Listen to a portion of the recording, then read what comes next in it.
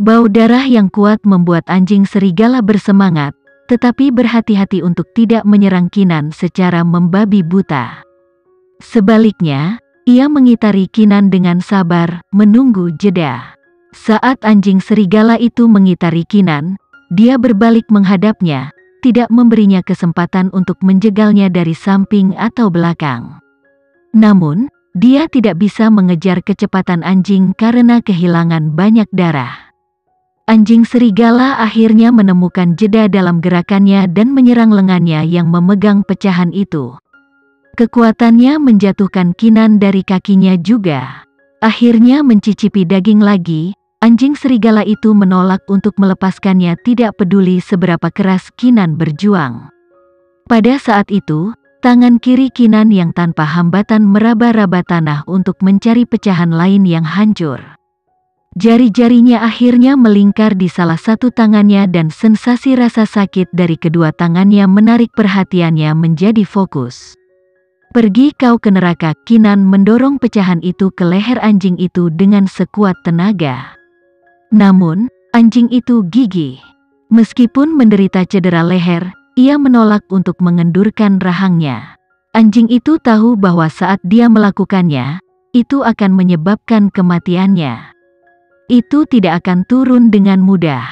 Itu sama untuk Kinan. Dia tidak berani menurunkan kewaspadaannya. Tidak ada ruang untuk negosiasi ketika hidupnya dipertaruhkan. Dengan teriakan perang lainnya, Kinan menggigit keras telinga anjing serigala itu. Mulutnya segera dipenuhi dengan rasa darah.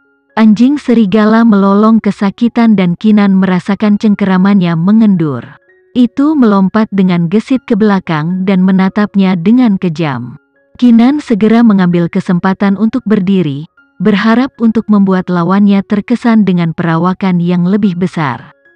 Namun, dia meringis karena rasa sakit yang menjalar ke seluruh tubuhnya dan dia merosot kembali ke lantai. Anjing serigala melihat momen kelemahan sementara ini dan menerjang Kinan, mengincar lehernya. Pada saat itu, suara tembakan terdengar di luar pintu dan detik berikutnya, sinar matahari masuk ke dalam ruangan melalui pintu yang terbuka. Serangkaian kejadian tiba-tiba ini tidak hanya mengejutkan Kinan, tetapi juga menghentikan gerakan anjing serigala untuk sementara waktu.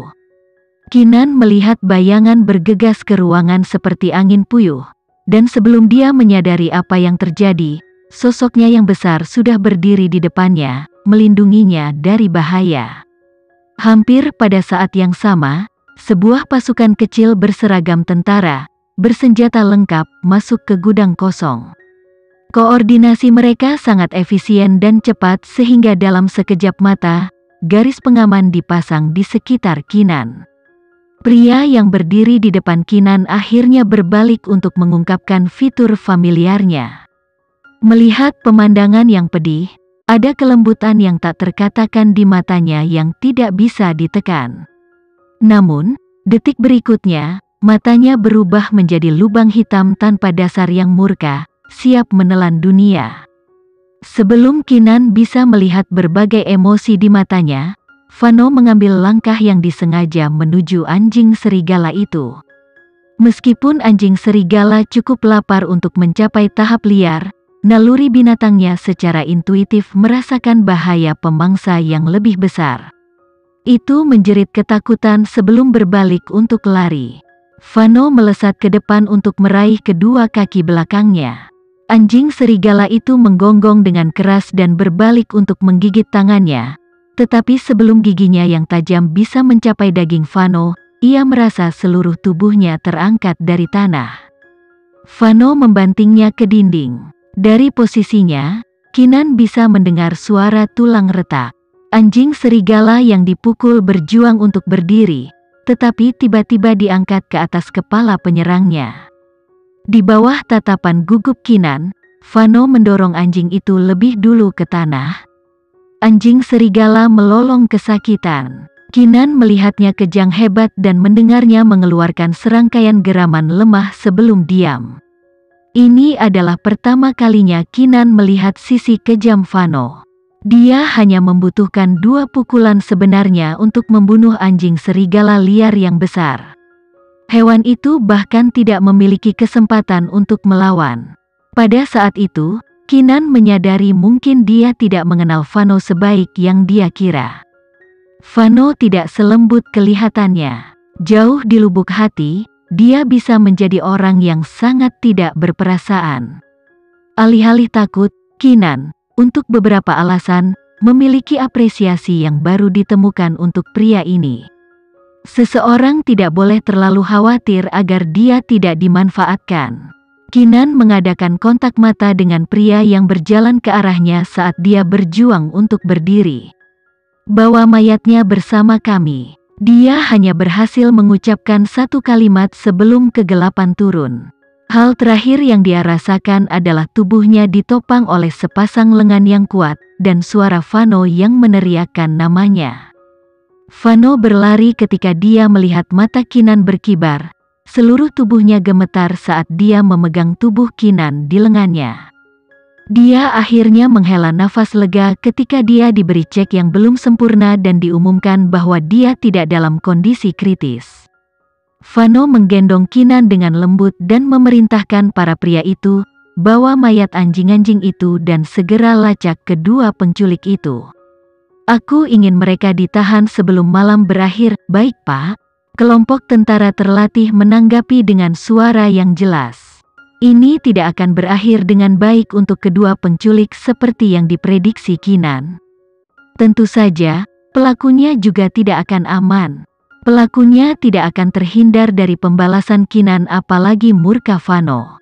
Kali ini, dia kehabisan darah. Tidak peduli siapa pelakunya, mereka akan membayar mahal. Sementara itu, Kinan segera dilarikan ke rumah sakit. Meskipun dia menderita beberapa luka yang cukup serius, mereka sama sekali tidak mematikan.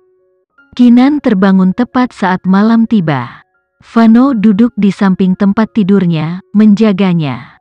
Matanya tidak pernah sekalipun meninggalkan wajahnya.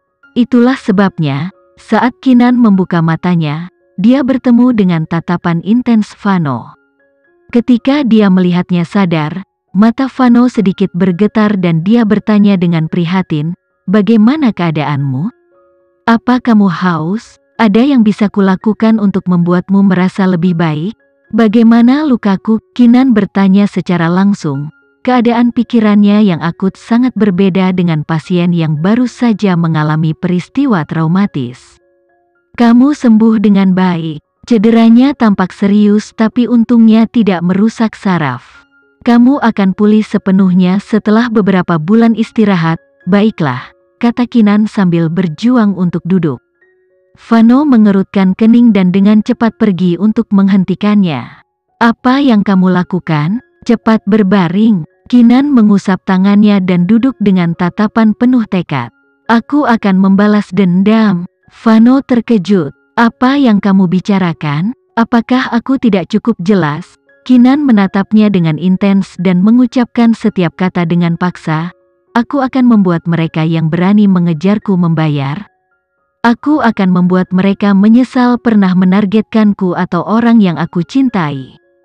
Mata Vano menjadi gelap dan bibirnya melengkung membentuk senyuman penuh dosa. "Jangan khawatir, aku akan membalas dendam untukmu. Aku secara pribadi akan mengirim orang-orang yang berani menyakitimu ke neraka. Aku bersumpah balas dendam akan berjalan sesuai keinginanmu. Tapi untuk saat ini, kamu harus istirahat." "Terima kasih tapi tidak. Aku suka menikmati pengalaman itu sendiri." Kinan mencoba turun dari tempat tidurnya. Hal-hal seperti ini yang suka dia lakukan sendiri. Ditambah lagi, Kinan tidak suka menunggu dan dia tidak punya waktu untuk menunggu. Dia harus membalas dendam sekarang.